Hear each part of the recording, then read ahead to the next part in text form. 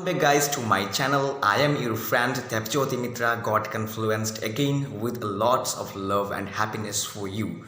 I think everyone is really very fit and fine and also doing well in this situation too. And now I think that I am totally perfectly perceptible to all of you. So without any further delay, let's get straight to the main point of view for what I have come here. So let's get down the business. So for what I have come here, what is the purpose of mine, I'm just going to share with all of you today. It just crossed my mind that it would be really very better if I discuss some definitions, some basic definitions of English grammar. So if you say that what is basic definitions, then finite and non-finite verbs also come in the list of basic conception of English grammar. So I thought that it would be much better if I would try a little to share some of my opinion about finite and non-finite verbs. So today in this video I am going to share my opinion on finite and non-finite verb. I will give a total clear conception about finite verb and also will touch the non-finite verb for a while, and in my next video I also will be continuing about continuing the discussion about the non-finite verb too. So please stay tuned with me and just keep enjoying and just keep supporting me. This is the humble request, this is the humble and deep longing of mine to all of you. I know very well that every one of you are continuously supporting me. This is really very a proper more than some benedictions for me, and I also very much happy, and I'm more glad that I am getting all the supports of you people. This is all about, this is the bestest ever thing, whatever I'm getting from all of you. This is all, and whatever today I'm nothing, I know very well, but whatever I'm just trying to make all of you understand or know or hear about those different sorts of topics. It might be motivational some sessions, it might be inspirational session, it might be educational session. So I think that whatever I am doing, this is only because of your support, and this is all about. So please stay tuned and get the updation, get the proper and clear conception about the finite verb. So just start. So guys, here you have the clear conception of finite verbs, because you can trace all the definitions and examples with perfect structure over here. So let's start. First of all, a definition what you have already understood. It is written here that a verb which does change with the tense, number and person of subject in a sentence. So you can see here in the example the verb to subject. This is a child that you are getting. Verb to subject. So in the subject box, just have a look on the subject box. Here the subject has three different parameters, namely tense, person and number. Tense, there are three tenses: past, present and future. Thereafter person, there are three persons: first, second and third. And thereafter number, there are two numbers, singular and plural.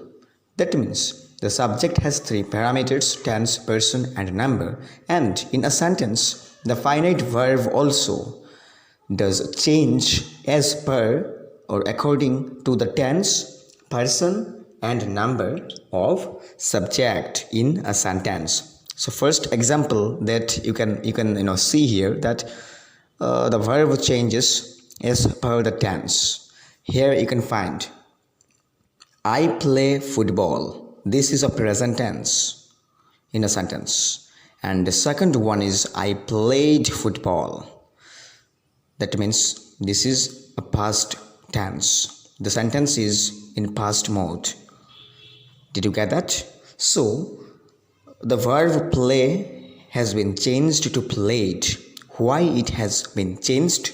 Because of changing of the tense of subject in a sentence. Only because of the tense. The tense is merely responsible for changing the verb, namely play, to played. So here, play and played both are the finite verb which changed as per the tense in a sentence. Next example which is given, and in this example the verb does change as per the person of a subject in a sentence.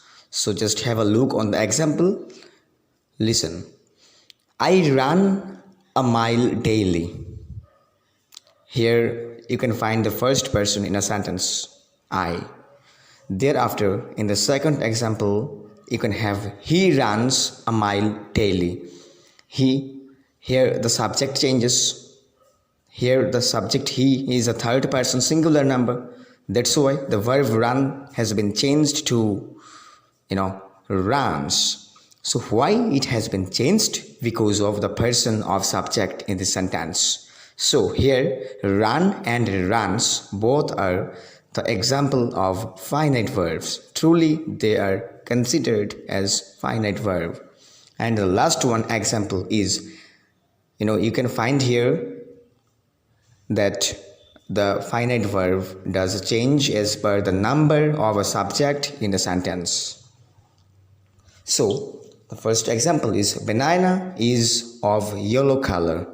Okay, so here the subject banana is a singular number because this is only one in number. And another example is bananas are of yellow color. So here bananas, that means there are lots of bananas, more than two, okay, more than one or so many. That means here the subject banana is in plural mode, and that's why the verb is changed to are. So here the verb does change according to the number of the subject in a sentence. That's why is and are both are the finite verbs which changed as per the number of subject in a sentence. So this is all about the conception, definitions and examples of finite verbs. Thank you guys. So I think you have got a perfect conception on finite verb. So now, as I promised earlier that I would touch a little on non-finite verb. So as per my promise, I am also going to start to discuss about non-finite verb in a very brief manner, and in my next video the proper explanation of non-finite verb will definitely gonna be given, so stay tuned. Okay, so let's get started the little bit discussion of non-finite verb.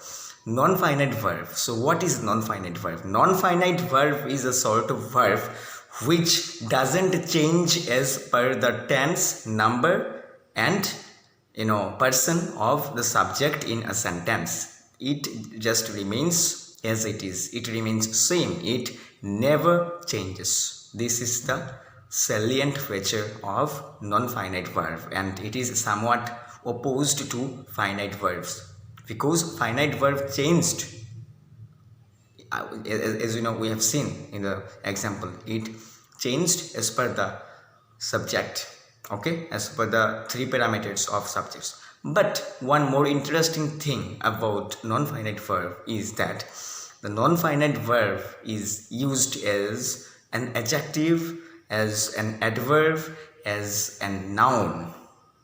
What are these?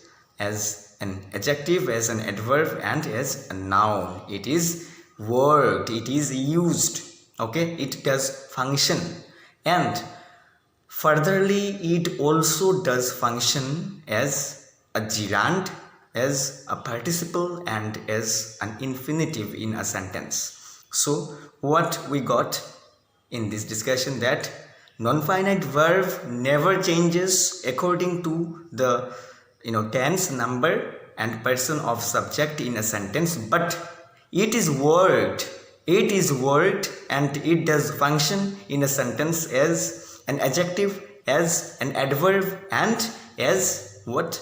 Can you tell me what last one is? Yes, a noun. And furtherly it also does function as a gerund, participle and infinitive in a sentence. So what are the perfect explanations of these and how it does function in a sentence? The proper discussion with structure will definitely going to be provided by me in the next video of mine. So please stay tuned with me and keep supporting. So this is all about today's session. So hereby I am Debojyoti Mitra signing up for now. Until we meet again, till then, stay well and blessed. And yes, always wear mask, keep sanitizing your hand, and keep maintain a social distancing. And this is all about, guys. Thank you.